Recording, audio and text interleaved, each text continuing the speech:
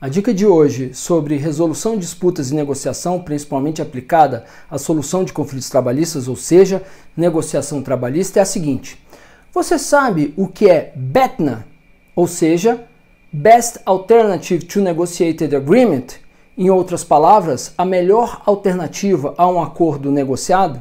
Esse é um conceito fundamental, não só para os conflitos, para a negociação voltada à solução de conflitos que venham a ser submetidos ao Poder Judiciário, trabalhistas ou não, mas a negociação de qualquer conflito. Aliás, mesmo as negociações que não têm por trás conflito, mas, por exemplo, relações de compra e venda.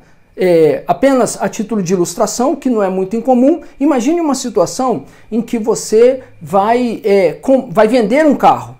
Qual seria o seu BATNA se você vai vender o carro e se você já sabe que numa determinada loja aquele seu carro ele pode ser adquirido, ele pode ser comprado na base de troca de um outro carro que você pretende adquirir, que seguramente será um valor abaixo do preço de mercado. Então digamos que você pretende trocar de carro e você tem como preço mínimo a ser pago por uma loja que pode te oferecer um outro carro na base de troca, 50 mil reais. Então você já sabe, quando você for negociar esse carro com um particular, que o mínimo que você vai aceitar, e aí vem da lógica do BATNA, seriam 50 mil reais. Por quê?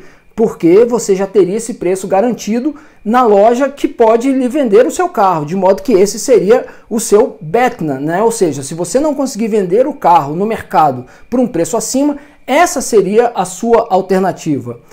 Então, esse é um conceito importante para você considerar quando vai se preparar para uma negociação, por exemplo, numa audiência. Qual é a alternativa que você tem? Você precisa se preparar, e aliás a preparação já é uma dica fundamental e básica, né? Ninguém pode ir para uma audiência ou para uma negociação sem se preparar, sem planejar o que vai dizer, o que pode vir a responder diante de algo que venha a ser colocado, quais são as possibilidades que podem ser apresentadas. Então nessa sua preparação e nesse planejamento, você deve considerar o seguinte: se eu não faço um acordo na mesa de negociação, qual a alternativa que eu tenho? Por exemplo, se você entra com ação, você está no polo ativo, no caso de uma ação trabalhista, você está na condição de reclamante ou de advogado do reclamante, e tem pedidos que são incontroversos, então você já teria ali como referência o fato de que, não havendo o acordo indo para a sentença, pelo menos aqueles pedidos viriam a ser acolhidos. Então essa seria a sua alternativa a um acordo negociado, ou seja, a sentença, que nesse caso já reconheceria determinados pedidos que você está reivindicando.